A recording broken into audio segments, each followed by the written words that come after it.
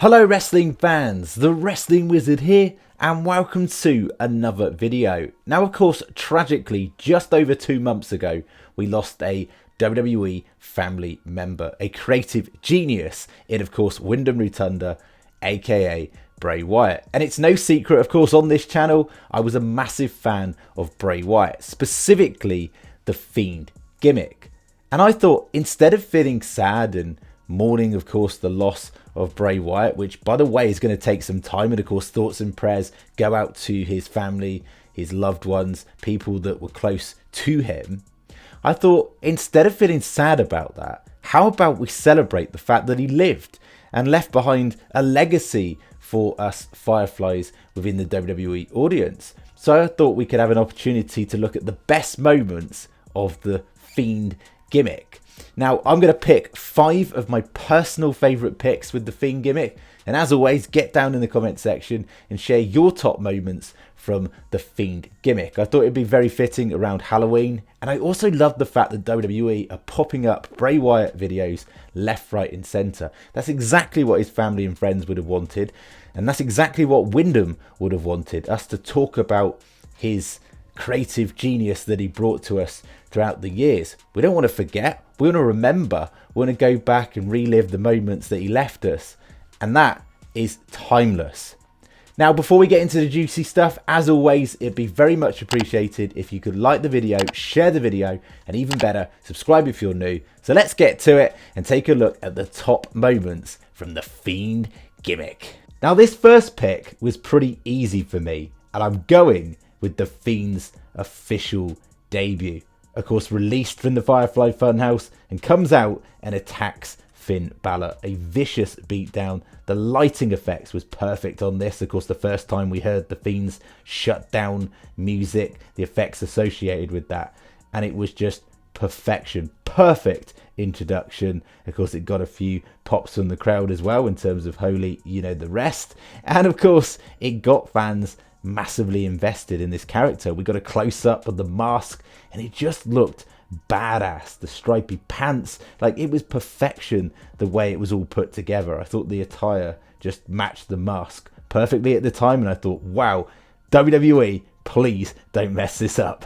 Now my next top moment is actually another attack, and it was when the Fiend attacked Mick Foley. It wasn't just the attack alone, the fact that it was eerily done, really well executed. It was more the meaning behind it, the fact that the Fiend attacked Mick Foley with the mandible claw, Mick Foley's finishing maneuver.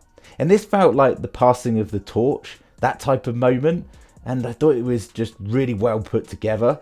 And also the fact that Mick Foley had clearly given the nod to Bray Wyatt utilising the mandible claw under the Fiend gimmick. Now my third pick is not just one of my favourite Fiend moments, it's one of my favourite moments of all time within WWE. And of course, this was the in-ring debut of the Fiend. SummerSlam 2019 against Finn Balor, and it was executed to perfection. The entrance was just eerie, it was chilling the way he came down to the ring with this hood on and then took off the hood to reveal the awesome Fiend mask. The entrance theme, the remix, just absolutely badass. And that's without even talking about the lantern. I mean, what the heck? I think my eyeballs actually popped out of their sockets when I saw that. I was open-mouthed, and I don't get like that very often when it comes to watching wrestling, but that was a moment where I just went, wow. There's a reaction that Johnny Gargano does to this in a video on the WWE YouTube channel. Go and check it out. Johnny Gargano's reaction to the Fiend. And I was with Johnny Gargano there. I was open-mouthed. I couldn't believe what I was seeing. And again, I just thought, WWE, please, for the love of God, don't screw this up.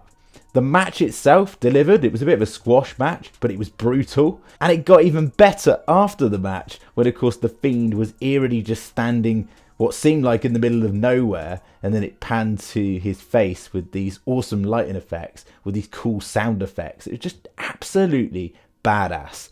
Unquestionably my favourite moment of all time with the Fiend gimmick.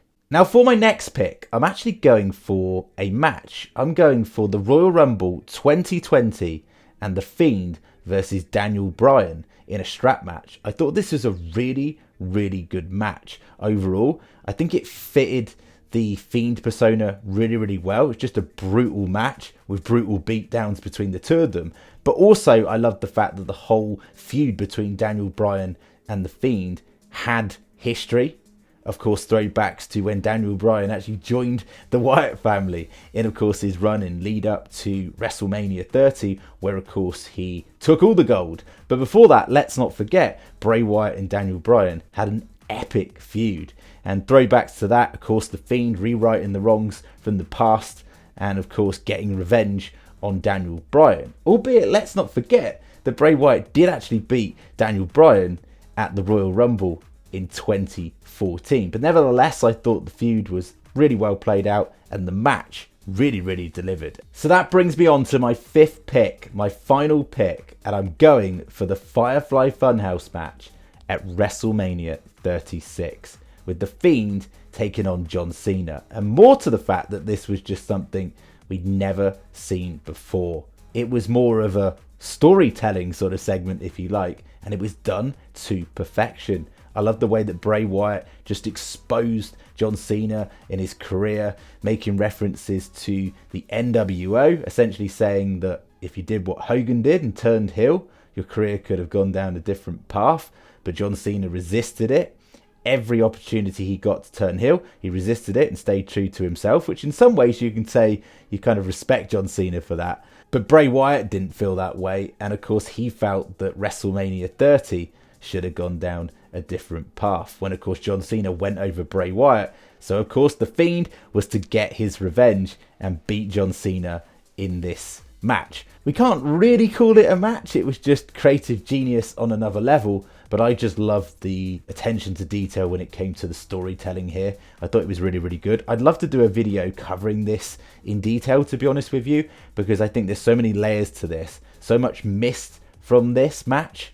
So there we have it. That's my top 5 picks. Of course, there's so many other picks to choose from. And of course, a special mention goes to Alexa Bliss and her excellent work alongside The Fiend. She absolutely killed it. We can't forget about that WrestleMania 37 entrance as well. That was badass. Of course, the title wins against Seth Rollins and Braun Strowman as well along the way. And of course, the Orton feud as well. So much history there. We can't forget about Randy Orton and Bray Wyatt and The Fiend and their feud along the way as well.